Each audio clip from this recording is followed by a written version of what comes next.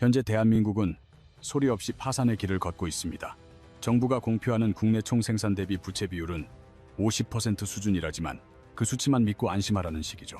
하지만 실상을 들여다본 결과 실제 국가 채무율은 무려 130%에 달했습니다. 발표된 것보다 2배 이상의 빚을 숨겨온 셈입니다. 오늘은 이 은폐된 수치가 어떻게 환율을 800원선까지 폭등시키는지, 나아가 그 환율 충격이 자산 가치와 고용 시장을 어떤 메커니즘으로 붕괴시키는지 심층적으로 분석해 보겠습니다. 영상 후반부에는 이러한 위기 속에서 개인이 즉각 취해야 할 실질적인 생존 로드맵까지 제시해 드리겠습니다. 끝까지 시청하시면 언론이 침묵하는 진실에 경악하시게 될 겁니다. 본격적인 시작에 앞서 구독과 좋아요는 큰 힘이 됩니다. 우선 130%라는 충격적인 숫자부터 파헤쳐보죠. 우리 정부가 대외적으로 밝힌 국가 채무 비율은 GDP의 약 50% 초반대입니다. 여기서 GDP란 간단히 말해 대한민국이라는 국가가 1년간 벌어들인 전체 소득이라 이해하시면 됩니다. 하지만 이 50%라는 수치에는 함정이 있습니다. 공공기관의 부채는 물론 향후 지급해야 할 공무원 및 군인 연금 충당금 등이 모두 누락되어 있기 때문입니다. 이를 전부 포함하면 실제 부채는 130%를 상회합니다. 정부 발표치의 2배를 넘어서는 수준이죠. 더 심각한 문제는 이 채무가 걷잡을 수 없이 증식하고 있다는 사실입니다. 2026년 국가 채무는 415조 원에 육박하며 2029년에는 공식 비율만 58%에 도달할 것으로 보입니다. 공기업 부채까지 더해지면 수치는 기하급수적으로 늘어나죠. 하지만 대다수가 간과하는 사실이 또 하나 있습니다. 부채 규모가 커지면 당연히 이자 부담도 가중된다는 점입니다. 정부는 재원 마련을 위해 국채라는 것을 발행하는데요. 이는 국가가 발행하는 일종의 차용증이라 보시면 됩니다. 2026년 예정된 국채 발행 규모만 225조 원에 달하는데 이 가운데 116조 원은 기존 채무를 상환하기 위한 이른바 돌려막기용입니다. 부채로 부채를 끄는 형국이죠. 게다가 최근 국내 10년 만기 국채 금리가 3.65% 선을 돌파했습니다. 이는 약 21개월 만에 기록한 최고 수준입니다. 금리 상승은 곧 정부의 이자 비용 증대로 직결됩니다. 매년 수십조 원의 세금이 원금 상환이 아닌 순수 이자로만 소모되는 악순환에 빠진 겁니다.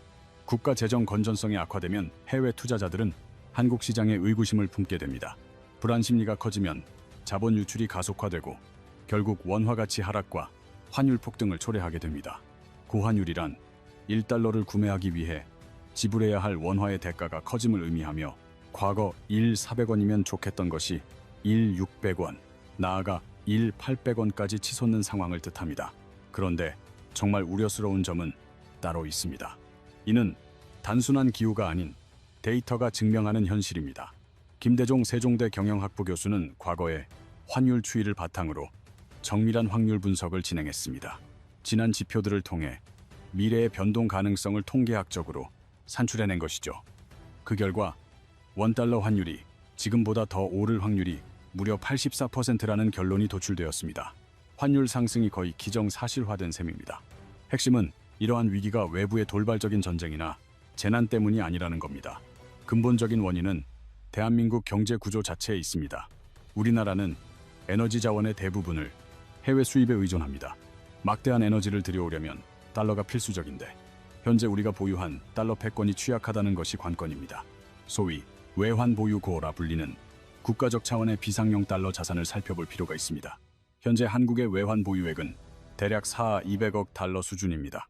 겉보기엔 충분해 보일지 모르나 GDP 대비 비율로 환산하면 고작 23%에 불과합니다. 반면 대만은 GDP의 80%에 육박하는 6영억 달러 이상의 외환을 비축하고 있죠. 우리 경제 규모 대비 대만의 4분의 1 수준인 셈입니다. 경제 체력에 비해 비상금 창고가 턱없이 부족한 상태죠. 여기서 더 충격적인 점은 세계의 중앙은행이라 불리는 국제결제은행, 즉 BIS의 권고안입니다. 이 기구에서 제시한 한국의 적정 외환 보유 규모가 어느 정도인지 아십니까? 바로 200억 달러입니다. 현재 보유액의 2배를 상회하는 규모죠. IMF조차 최소 7영억 달러 수준을 권장하고 있습니다. 국제기구가 경고하는 안정권의 절반에도 못 미치는 위험한 상황인 것입니다. 위기가 닥쳤을 때 우리 경제가 훨씬 더 큰 충격을 받을 수밖에 없고 자본 이탈을 방어할 수단이 부족하다는 의미입니다. 더욱이 현재 한미 한일 통화 스와프조차 가동되지 않고 있어 환율을 방어할 실질적인 안전장치가 전무한 실정입니다. 전문가들이 최악의 시나리오로 환율 800원 돌파 가능성을 경고하는 이유입니다. 하지만 환율 상승을 부추기는 결정적인 요인은 따로 있습니다. 많은 이들이 간과하고 있는 부분, 바로 우리 내부의 움직임입니다. 한국은행의 최근 분석에 따르면 환율 급등 원인의 무려 70%가 국민연금 및 개인들의 해외 투자에 기인한다고 합니다. 원인은 해외 자본 유출에 있습니다. 요즘 주변에서 미국 주식에 투자하는 분들을 흔히 볼 수 있죠. 이른바 서학개미라 불리는 이들인데요. 2025년 한 해 동안 국내 투자자들이 미국 증시에서 사들인 금액만 무려 98조 원에 달합니다. 전 세계에서 미국 주식을 가장 공격적으로 매수한 국가가 바로 한국인 셈이죠. 해외 주식을 사려면 원화를 달러로 바꿔야 하는데 이런 환전 수요가 폭발적으로 쌓이면서 환율 상승을 부추기는 겁니다. 국민연금의 상황도 마찬가지입니다. 국민연금이 해외 자산에 투자한 규모는 771조 원에 육박합니다. 이는 국가 외환 보유액보다도 큰 수치죠. 우리의 노후를 위해 적립한 국민연금이 해외로 빠져나가며 오히려 환율을 끌어올리는 동력이 되는 역설적인 상황입니다.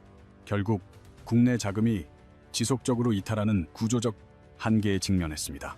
거주자들의 해외 투자 자산은 이미 400조 원을 넘어섰고 이것이 환율을 고공행진하게 만드는 근본적인 원인이 되고 있습니다. 130%라는 지표는 단순히 수치가 높다는 의미에 그치지 않습니다. 이 거대한 부채가 환율을 계속해서 압박하고 있거든요. 그런데 환율이 오르면 어떤 문제가 생길까요? 바로 금리를 내릴 수 없게 됩니다. 금리 인하가 막히면 가장 먼저 타격을 입는 곳은 부동산 시장입니다. 보통 경기가 위축되면 정부는 금리를 낮춰 시장에 활력을 불어넣으려 합니다. 여기서 금리란 자금을 빌릴 때 지불하는 이자율을 뜻하죠. 금리가 낮아지면 대출 부담이 줄어 소비가 촉진되고 경제가 살아나기 때문입니다. 하지만 고환율 기조에서 금리를 내려버리면 외국인 투자자들은 수익성이 낮아진 한국 시장에서 자금을 대거 빼내게 됩니다. 그러면 환율은 더욱 치솟는 악순환에 빠지죠. 실제로 한국은행은 2025년 5월 이후 기준금리를 2.5%에서 동결한 채 움직이지 못하고 있습니다. 내리고 싶어도 환율 리스크 때문에 손을 못 대는 상황인 거죠. 불황인데 금리조차 조절할 수 없는 최악의 시나리오가 현실화된 겁니다. 결국 환율 방어를 위해 고금리 상태를 유지할 수밖에 없고 이는 대출 이자 부담이 줄어들지 않는다는 것을 의미합니다. 여기서 치명적인 문제가 발생합니다. 현재 우리나라의 가계 부채가 어느 정도인지 아십니까?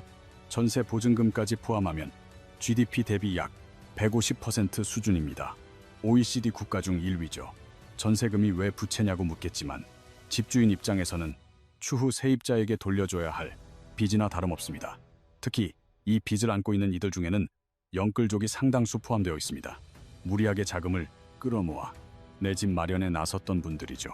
집값이 오를 것이라는 기대로 대출을 받았던 이들이 지금은 과도한 이자, 부담의 한계 상황으로 내몰리고 있습니다. 주택담보대출 금리가 5% 안팎까지 오르면서 만약 5억 원을 대출받았다면 연간 이자 비용만이 500만 원에 달합니다. 매달 200만 원이 넘는 돈이 이자로만 빠져나가는 셈이죠.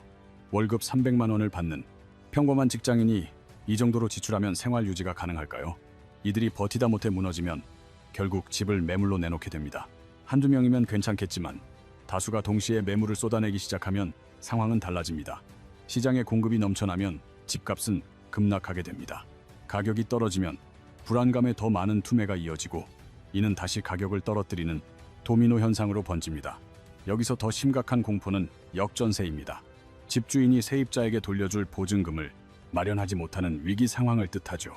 집값이 떨어졌으니 집을 팔아도 보증금을 온전히 돌려주기 어렵고 새로 들어올 세입자를 구해도 낮아진 전세가 때문에 차액을 메우기가 불가능해지는 겁니다. 이 고리가 끊어지면 세입자들까지 연쇄적인 피해를 입게 됩니다. 전세금을 돌려받지 못해 이사 계획이 틀어지는 등 가계 경제가 도탄에 빠지게 되죠. 어떤 이들은 집값 하락이 반가울 수도 있겠지만 결코 단순하게 볼 문제가 아닙니다. 서서히 하향 안정화되는 것이 아니라 매물 폭탄으로 급락하게 되면 자산 가치가 순식간에 증발하며 경제 전체에 치명적인 타격을 줍니다. 부동산 자산이 흔들리면 소비 심리는 급격히 얼어붙게 마련이죠. 소비가 위축되면 기업들은 더 큰 위기를 맞게 됩니다. 사실 기업들은 이미 한국을 떠날 준비를 하고 있었습니다. 현재 우리나라의 법인세가 어느 정도인지 아시나요? 지방소득세까지 합치면 실질적으로 약 27%에 달합니다. 미국이 21%, 싱가포르가 17% 수준인 것에 비하면 상당히 높죠. 우리가 미국보다 6%포인트, 싱가포르보다는 10%포인트나 높은 상황입니다. 게다가 미국은 법인세를 15%까지 추가로 인하하겠다는 계획을 세우고 있어 격차는 장차 12%포인트까지 벌어질 전망입니다. 법인세는 기업의 이윤에 부과되는 세금입니다.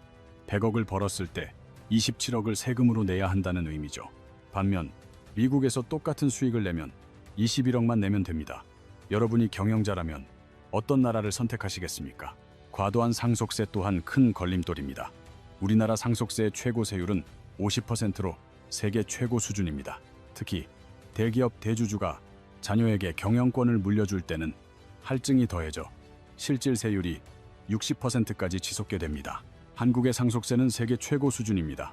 상속세란 부모가 자녀에게 재산을 물려줄 때 부과되는 세금을 말하죠. 가령 100억 원 상당의 기업을 상속받으면 세금으로만 50억에서 60억 원을 납부해야 합니다. 결국 세금을 마련하기 위해 회사를 매각해야 하는 지경에 이르게 되는 것이죠. 이러한 상황이니 기업들은 어떤 선택을 하겠습니까? 국내에 머무르기보다 공장을 해외로 이전하는 수순을 밟게 됩니다. 심지어는 본사까지 해외로 옮기는 사례도 적지 않습니다.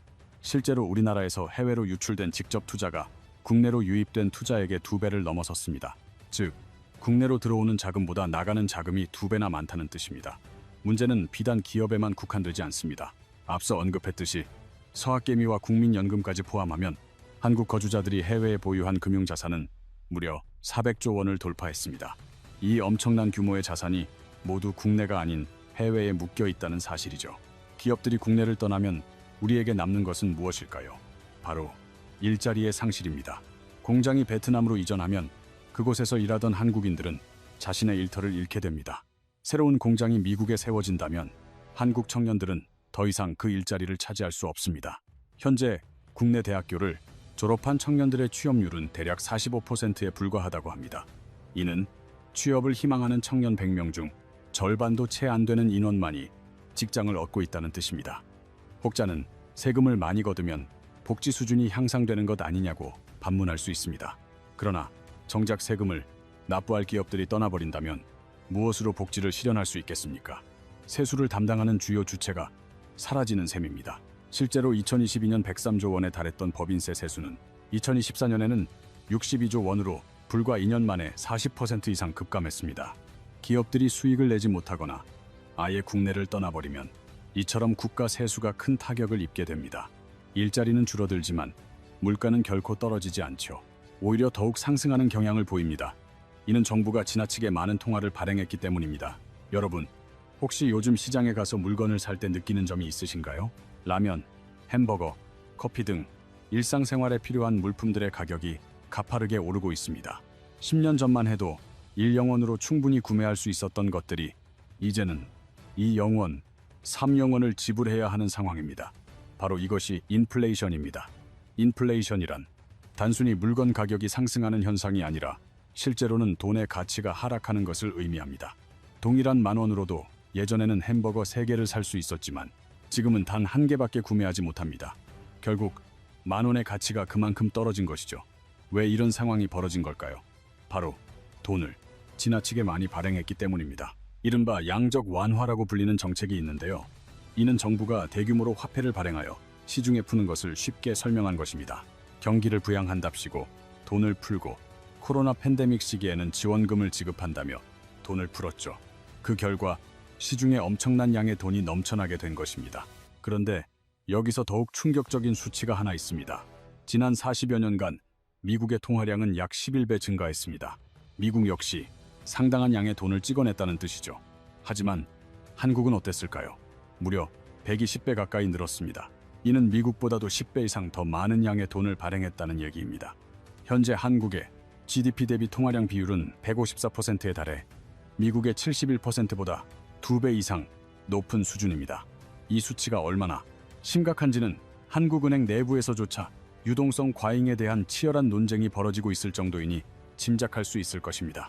시중에 돈이 많아지면 그만큼 돈의 가치는 하락하게 됩니다. 이는 희소성이 떨어지기 때문입니다. 다이아몬드가 귀한 이유는 그만큼 수가 적기 때문이지 않습니까? 그런데 만약 다이아몬드가 길거리에 흔하게 굴러다닌다면 결코 비싸지 않을 것입니다. 돈의 가치 또한 이와 다르지 않습니다. 경제학에는 매우 유명한 말이 있습니다.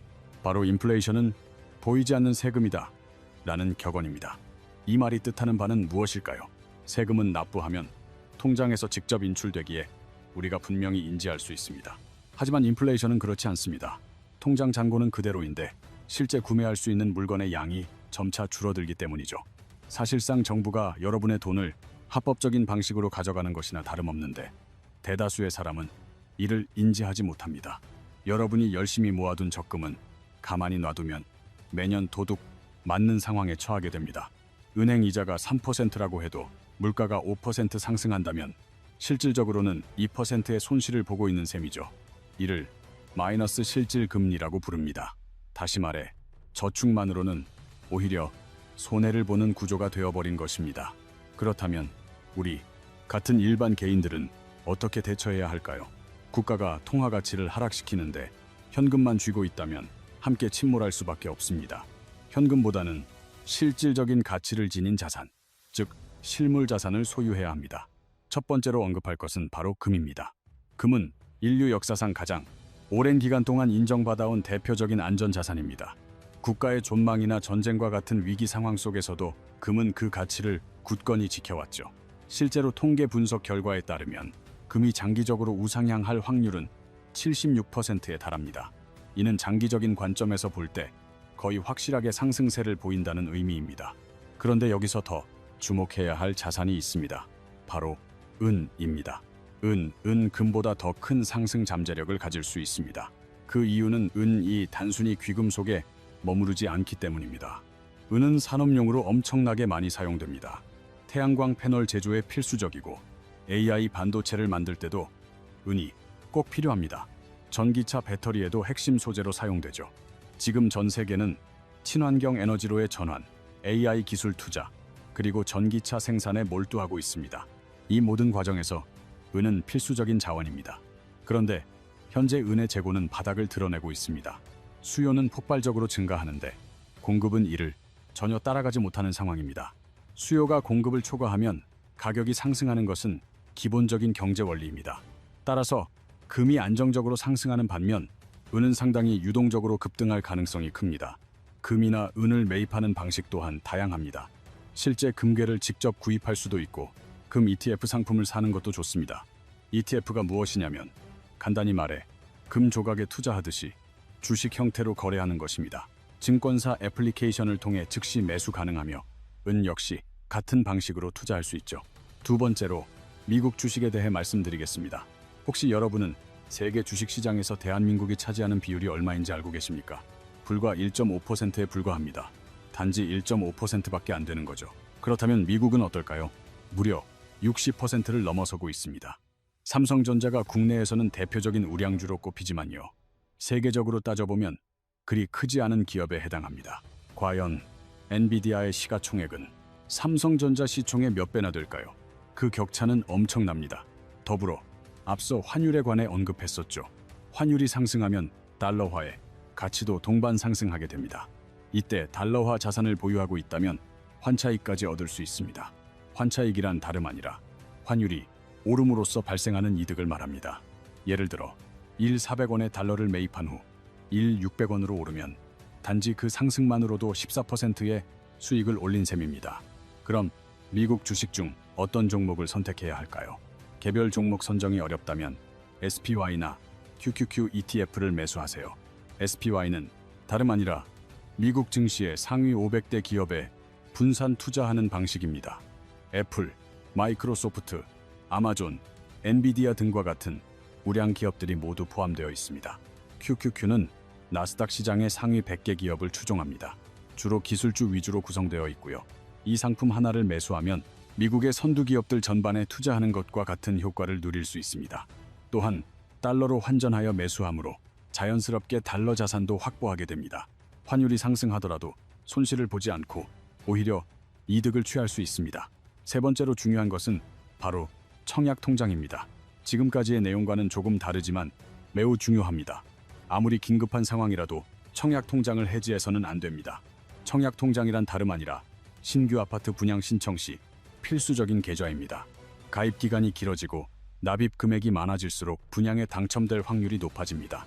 하지만 한 번 해지하면 그동안 쌓아온 모든 기간이 무효가 됩니다. 결국 처음부터 다시 시작해야만 합니다. 만약 급하게 자금이 필요하다면 청약 통장을 담보로 대출을 받으시는 것이 좋습니다. 청약 통장 담보, 대출 상품이 존재합니다. 통장은 그대로 유지하면서 자금을 빌릴 수 있죠. 한 번 해지하면 되돌릴 수 없지만 대출은 상환하면 모든 것이 해결됩니다. 주택 가격이 하락하면 오히려 신규 아파트의 분양가가 낮아질 가능성이 있습니다. 이때 청약 통장을 보유하고 있다면 유리한 조건으로 새 아파트를 분양받을 수 있는 기회가 생겨나는 것입니다. 현재 해지해버리면 그 귀한 기회를 스스로 포기하는 셈입니다. 이제 정리해보겠습니다. 금과 은을 활용하여 인플레이션에 대비하십시오. 미국 주식 투자를 통해 달러 자산을 확보하세요. 그리고 청약 통장은 마지막까지 유지해야 합니다. 이 세 가지가 바로 여러분의 재산을 지켜줄 든든한 방패가 될 것입니다. 이 모든 조언은 결국 한 문장으로 요약될 수 있습니다. 위기 상황에서 생존하는 이들은 국가의 약속을 맹신하는 사람들이 아닙니다. 스스로 위험에 대비하며 단 한 주라도 주식을 매수하고 단 한 푼이라도 실물 자산으로 전환하며 직접 행동하는 사람들입니다. 정부가 우리를 보호해 줄 것이라 기대하지 마십시오. 정부 또한 막대한 빚을 짊어지고 있습니다. 총 부채 비율이 130%에 달하는 주체가 과연 나를 어떻게 지켜줄 수 있겠습니까? 여러분, 스스로를 보호해야 합니다. 오늘 이 영상을 시청하는 것으로만 끝내지 마십시오. 지금 당장 증권 애플리케이션을 실행하세요. SPY를 단 한 주라도 매수해 보십시오. 아니면 다른 ETF라도 한 주 매수하세요. 만약 한 주의 가격이 10만 원이라면 10만 원 상당의 가치를 매입하는 것입니다. 소액으로 시작해도 괜찮습니다. 핵심은 지금 바로 시작하는 것입니다. 알고 있으면서도 실천하지 않으면 아예 모르는 것과 다름없습니다. 오직 실천하는 사람만이 위기를 극복하고 살아남을 수 있습니다. 다음 영상에서는 환율이 실제로 1,800원까지 치솟게 될 경우 어떤 요인들이 어떤 순서로 붕괴될 것인지 그 타임라인을 상세히 짚어드리겠습니다. 어떤 산업 분야가 가장 먼저 충격을 받고 부동산 시장은 어느 지역부터 하락세를 보일지, 그리고 우리의 월급은 어떻게 변동할 것인지 등 이 모든 내용을 구체적으로 안내해 드릴 예정이니 구독해 두시면 중요한 정보를 놓치지 않으실 겁니다. 오늘도 이 영상 끝까지 시청해 주셔서 감사드립니다. 도움이 되셨다면 구독과 좋아요를 꼭 눌러주십시오. 감사합니다.